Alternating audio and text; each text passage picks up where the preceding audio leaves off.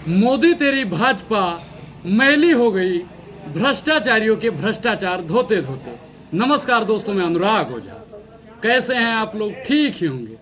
2024 जितना ही निकट आ रहा है, प्रधानमंत्री जी के हलक से प्राण बाहर निकल रहे हैं। पूछिए कैसे? कभी वो गरीबों पे अटैक करते हैं तो कभी मजदूरों पर अटैक करते हैं। और मामा की सरकार में तो इतना भ्रष्टाचार और इतना गुंडा राज हो गया कि वो तो दलितों पे भी अटैक करने लगी और बहुजन को तो मान लो अटैक करती ही करती है। अब एक ही सिक्के के दोनों एक ही पहलू हैं, अब इसे समझने की जरूरत है। प्रधानमंत्री जी महंगाई पर मौन रहना चाहते हैं और मौन रूपी प्रधानमंत्री मनमोहन जी को कहा करते थे। स्मृति ईरानी जी आजकल गूगल पे भी ढूंढने से नहीं मिलती हैं, जो सिलेंडर को सर पे लेकर जंतर मंतर के इर्द गिर्द घूमा करती थी। आपको पता होगा प्याज का रेट में 2 रुपया बढ़ा था ना साहब, 2 रुपया बढ़ा था। स्मृति ईरानी जी बैंक में लेकर चली गई थी और आज टमाटर का रेट 200 पहुंचने वाला है और स्मृति ईरानी जी को ख्याल नहीं आ रहा है कि गरीब कौन है। हम अपनी वित्त मंत्री जी से अगर कुछ सवाल पूछते हैं ना साहब, तो वो कहते हैं कि प्याज और लहसुन हम नहीं खाते हैं। हम मानते हैं साहब आप लहसुन और प्याज ना खाते होंगी, लेकिन टमाटर तो खाते हैं ना साहब। मिर्ची जो 200 रुपए किलो हो गई है वो तो खाती है ना।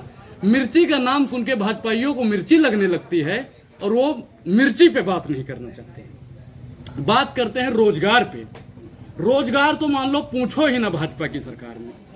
किसी ने कहा था कि भाजपा की सरकार में रोजगार का मतलब लोहे का चना चबाना है। हम तो साहब घोड़े वाला चना चबाते हैं ना, ताकि दौड़ेंगे तभी कोई आर्मी में जाएगा, कोई सीआरपीएफ में जाएगा, कोई पुलिस में जाएगा। लेकिन वो जो चना था, अब दुकानदार उसे लोहे का चना बेचने लगे हैं। अब कोई युवा उसे चबा नहीं पाता है, इसलिए सबके सब बेरोजगार हैं। 14% से ज्यादा युवा बेरोजगार हैं और साहब से पूछो तो कहते हैं सब कुछ चंगा है। कहते थे कि हर करोड़ 2 करोड़ रोजगार देंगे। हर साल 2 करोड़ रोजगार के हिसाब से अगर जोड़ा जाए ना मोदी जी, तो 9 साल में 18 करोड़ रोजगार होंगे। और अब दावे के साथ कहते हैं आपने 18 लाख रोजगार नहीं दिए है। अगर आपने दिया है ना, तो आप केंद्र की रिपोर्ट दीजिए। 2014 के बाद सारी रिपोर्ट आना बंद हो गई है। ऐसे लग रहा है कि रिपोर्ट देने वाले अधिकारी अब विपक्षी नेताओं की कुंडली खंगाल के ईडी और सीबीआई भेजने का काम करते हैं। अब सारी कंपनियां बंद हो गई हैं। प्रधानमंत्री जी कहते हैं हम प्राइवेट कर रहे हैं। प्राइवेट करिए महाराज। अगर सब कुछ प्राइवेट हो जाएगा तो सरकारी प्रधानमंत्री हम झुंझुना बजाने के लिए लेंगे।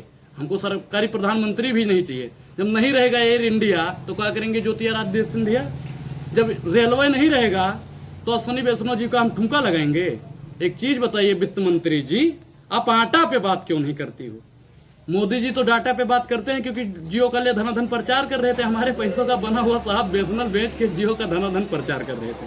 अमित शाह जी की जो प्रशासन है कितनी कड़क है, ये आजकल आप लोग मध्य प्रदेश में देख रहे होंगे। मध्य प्रदेश में इतना गुंडा राज हो गया है, कभी कोई बहुजन समाज के मुंह पे मुद्द देता है तो कभी कोई जूतों की माला पहना के उसे रोड पे घुमाता है। ऐसे घुमा रहा है जैसे शादी में दूल्हे के जयमाल पहना के घुमाया जाता हो। आखिर ये दलितों का, बहुजनों का अपमान कब तक होता रहेगा मामा? आप ये बात बताइए। इस पूरी वीडियो पर आपकी क्या प्रतिक्रिया है, कमेंट बॉक्स में बताइए। जय हिंद, जय भारत।